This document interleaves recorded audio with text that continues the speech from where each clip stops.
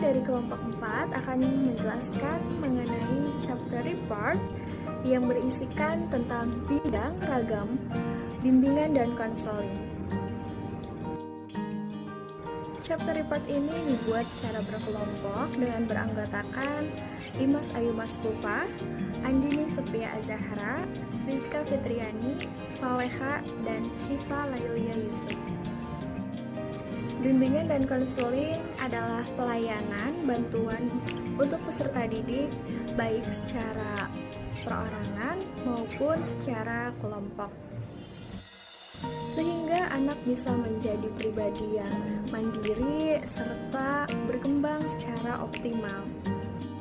Hal ini dapat dilakukan melalui bimbingan konseling pribadi, melalui bimbingan konseling belajar, sosial, bahkan melalui bimbingan konseling karir, serta melalui jenis layanan dan kegiatan pendukung berdasarkan norma-norma yang berlaku. 4 jenis layanan ini sangat penting bagi perkembangan peserta didik. Keempatnya ini ialah domain kepribadian individu yang pada hakikatnya satu kesatuan utuh yang tidak dapat dipisahkan dalam setiap diri individu masing-masing. 4 jenis layanan bimbingan dan konseling ini memiliki kaitan yang erat dan merupakan domain kepribadian individu yang pada hakikatnya satu kesatuan utuh yang tidak dapat dipisahkan dalam setiap diri individu atau konseli. Baik teman-teman, saya sebagai pemateri 1 akan menjelaskan mengenai bimbingan dan konseling pribadi. Bimbingan konseling pribadi menurut Abu Ahmadi, yaitu seperangkat usaha bantuan kepada siswa agar dapat menghadapi sendiri masalah-masalah yang dialaminya, mengadakan penyesuaian pribadi dan kegiatan kreatif yang bernilai guna serta berdaya upaya sendiri dalam memecahkan masalah-masalah pribadi, rekreasi, dan sosial yang dialaminya. Inti dari pengertian bimbingan pribadi yang dikemukakan oleh Abu Ahmadi tersebut adalah bimbingan pribadi yang diberikan kepada pribadi agar mampu menyelesaikan masalah serta memecahkan permasalahannya sendiri.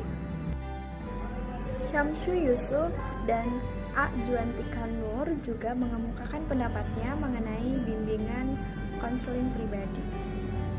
Bimbingan pribadi adalah bimbingan untuk membantu permasalahan individu dalam memecahkan masalah-masalah pribadi. Yang tergolong dalam masalah pribadi adalah masalah hubungan dengan sesama teman, dengan dosen ataupun staf-staf, permasalahan sifat dan kemampuan diri, penyesuaian diri dengan lingkungan, pendidikan dengan masyarakat tempat mereka tinggal.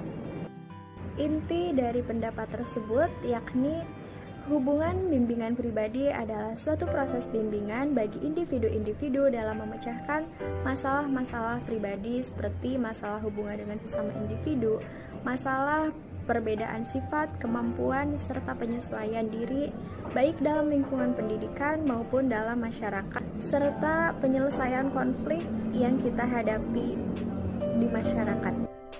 Dari berbagai pengertian yang telah saya sebutkan tadi, dapat disimpulkan bahwa bimbingan pribadi adalah bimbingan individu atau kelompok dalam membantu individu untuk menghadapi dan memecahkan masalah pribadi seperti penyesuaian diri, penyelesaian konflik, ataupun pergaulan. Adapun tujuan dari bimbingan pribadi, menurut Syamsu Yusuf dan A. Juantika Nur Ihsan, tujuan dari bimbingan pribadi adalah sebagai berikut. Yang pertama, ada memiliki komitmen yang kuat dalam mengamalkan nilai-nilai keagamaan dan ketakwaan kepada Tuhan Yang Maha Esa. Yang kedua, memiliki sikap toleransi. Yang ketiga, memiliki pemahaman mengenai tentang irama kehidupan yang bersifat fluktuatif antara yang menyenangkan dan tidak menyenangkan. Lalu yang keempat ada memiliki pemahaman dan penerimaan diri secara objektif dan konstruktif.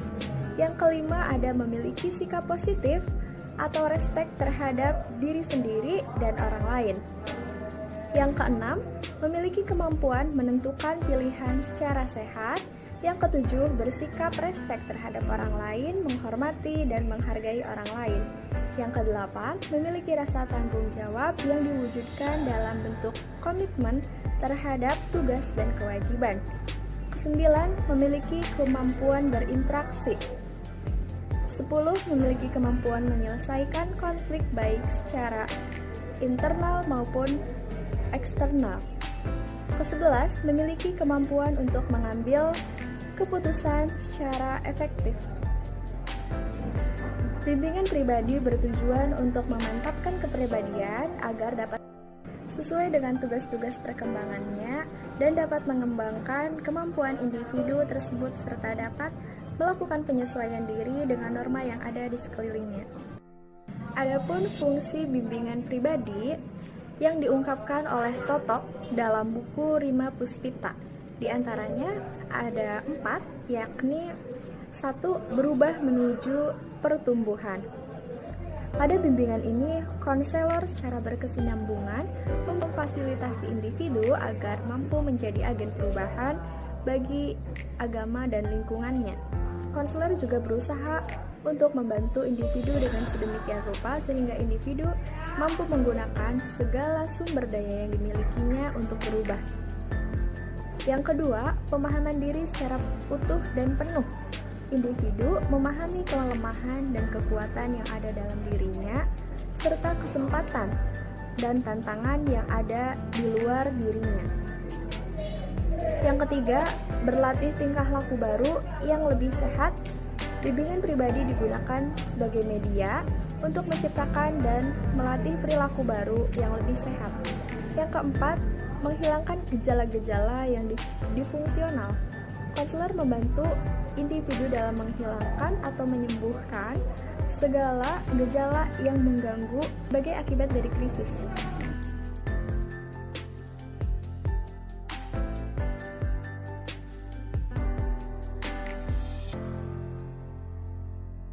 Saya Rizka Fitriani, di sini saya akan melanjutkan materi berikutnya, yaitu bimbingan dan konseling belajar.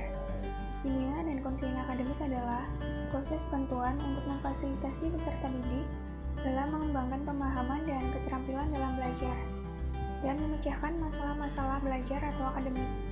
Bimbingan dan konseling akademik menyangkut A. Pengetahuan kurikulum, B. Pengembangan sikap dan kebiasaan belajar yang efektif atau positif, C. Pengembangan motif berprestasi, D. Cara belajar yang efektif, E. Penyelesaian tugas-tugas dan latihan. Bimbingan dan konseling akademik dilaksanakan melalui A. Layanan bimbingan klasikal, B. Bimbingan kelompok, dan C. Layanan konseling. Bimbingan dan konseling akademik atau belajar bertujuan agar peserta didik memiliki kompetensi sebagai berikut. A. Memiliki sikap dan kebiasaan positif seperti membaca buku, disiplin dalam belajar, dan aktif mengikuti semua kegiatan belajar yang diprogramkan. B. Mengembangkan disiplin diri dalam belajar. C. Memiliki keterampilan atau teknik belajar yang efektif seperti keterampilan membaca buku, menggunakan kamus, dan mencatat pelajaran. D. Memiliki kesiapan mental dan kemampuan untuk menghadapi ujian.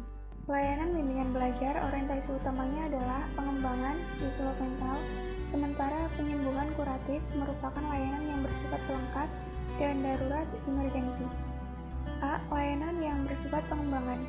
Layanan ini diorientasikan kepada pengembangan pemahaman atau wawasan para peserta didik tentang konsep-konsep belajar dan kemampuannya dalam menerapkan teknik-teknik belajar melalui pemberian informasi, diskusi, dan curah pendapat.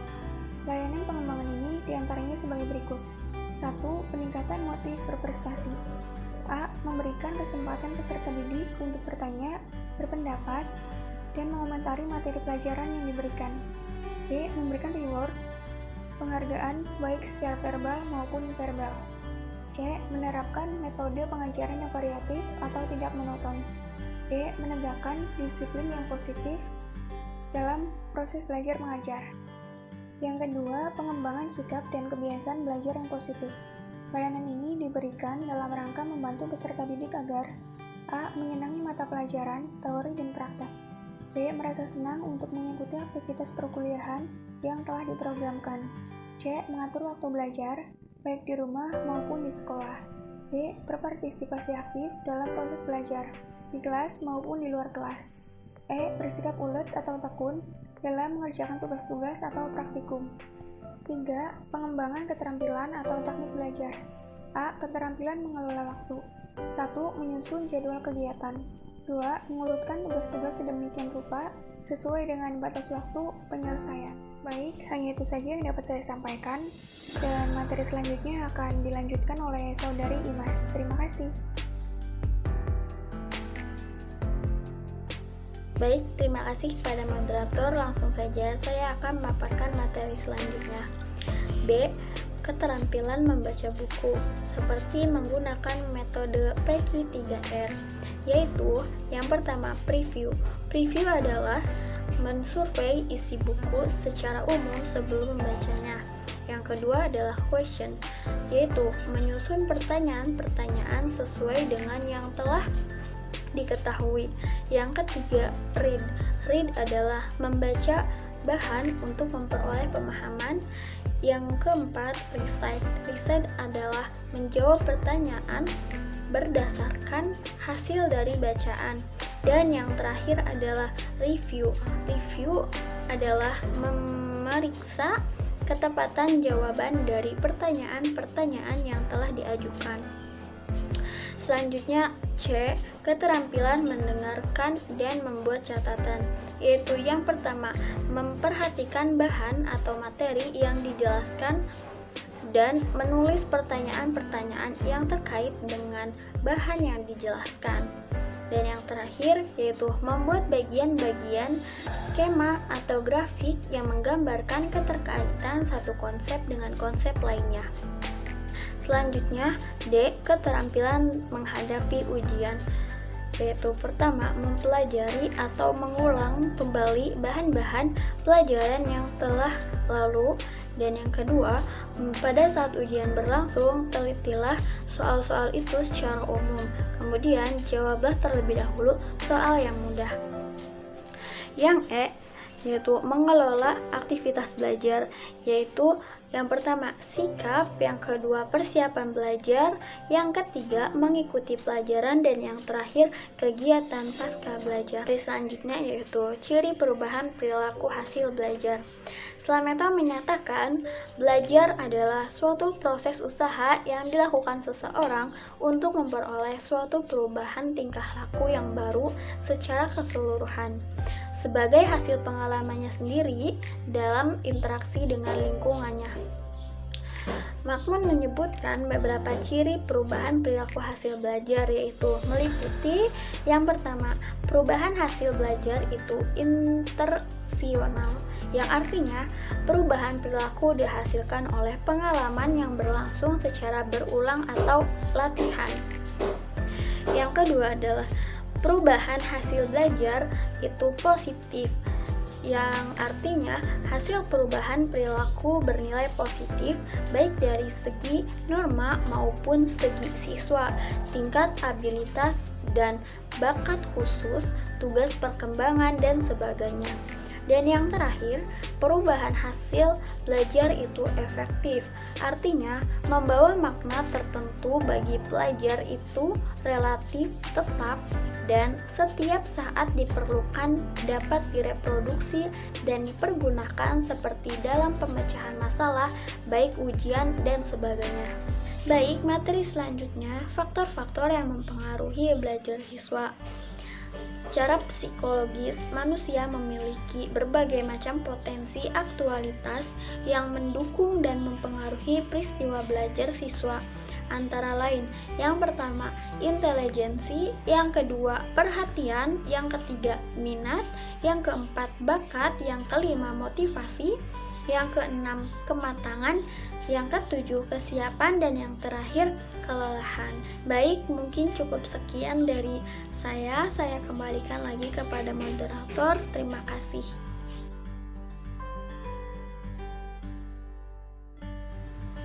Berikutnya yaitu ada bimbingan dan konseling sosial. Bimbingan dan konseling sosial adalah usaha atau upaya proses pemberian layanan bantuan kepada konseli atau peserta didik agar konseli dapat mengenal dan memahami lingkungannya secara optimal dan untuk dapat melakukan interaksi sosial secara terampil dan positif. Sehingga individu atau konseli ini dapat mengatasi permasalahan sosial yang dialaminya secara mandiri dan bertanggung jawab, serta individu dapat menyesuaikan diri dengan lingkungan sosialnya secara serasi sampai terciptanya kehidupan yang makmur. Bimbingan dan konseling sosial ini di lingkungan sekolah dilakukan dengan cara menciptakan lingkungan sekolah yang kondusif dan menciptakan interaksi pendidikan atau proses pembelajaran yang bermakna dengan memberikan nilai manfaat bagi perkembangan potensi yang dimiliki konseli secara optimal. Menurut Helen, ada beberapa ruang lingkup dari bimbingan dan konseling sosial, diantaranya yaitu 1.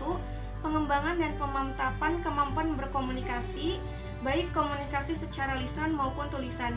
Yang kedua yaitu ada pengembangan dan kemampuan bertingkah laku dan berhubungan sosial dengan menjunjung nilai-nilai tata krama, sopan santun, nilai-nilai agama, adat istiadat, dan norma-norma yang berlaku. Serta yang ketiga ada pengembangan dan pemantapan hubungan yang dinamis, kondusif, dan produktif. Yang keempat ada pengenalan, pemahaman, dan pemantapan tentang aturan, kondisi, dan tuntutan sekolah atau rumah serta lingkungan, serta upaya kesadaran dalam melaksanakannya secara dinamis dan bertanggung jawab.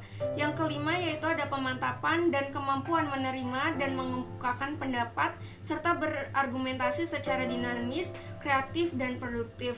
Dan ruang lingkup yang terakhir yaitu ada orientasi tentang kehidupan berkeluarga.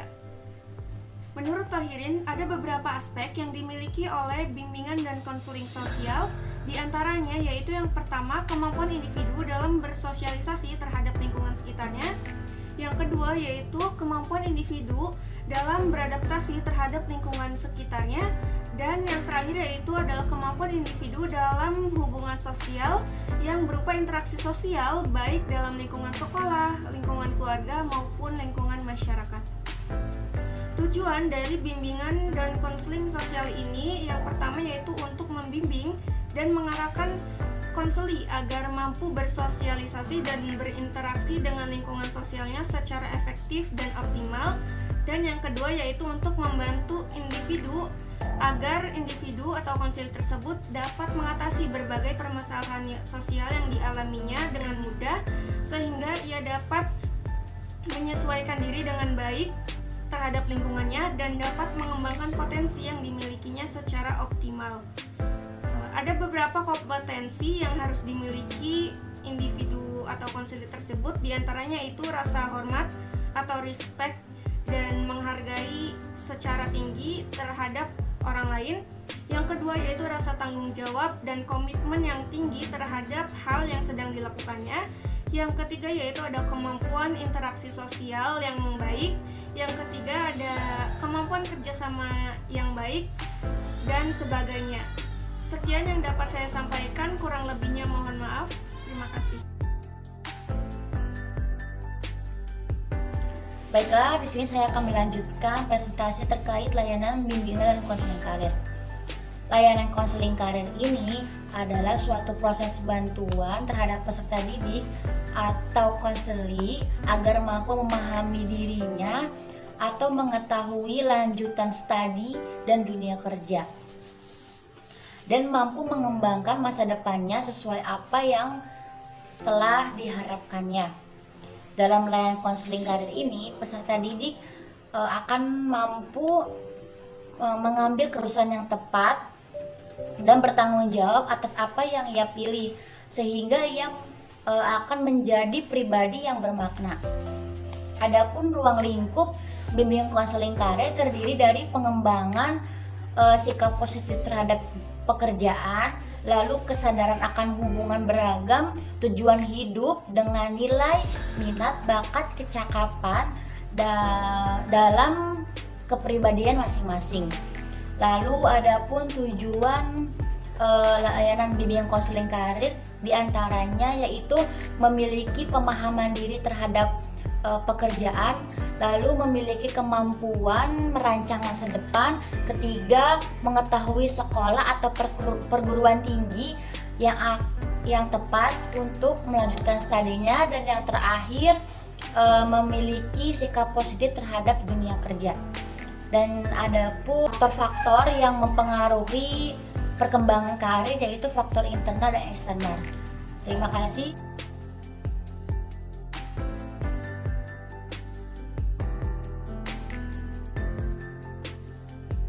Terima kasih kepada teman-teman yang telah memaparkan materi-materinya. Saya Andini Sophia Azahra sebagai moderator pamit undur diri. Bila mana ada kesalahan kata, mohon dimaafkan. Wassalamualaikum warahmatullahi wabarakatuh.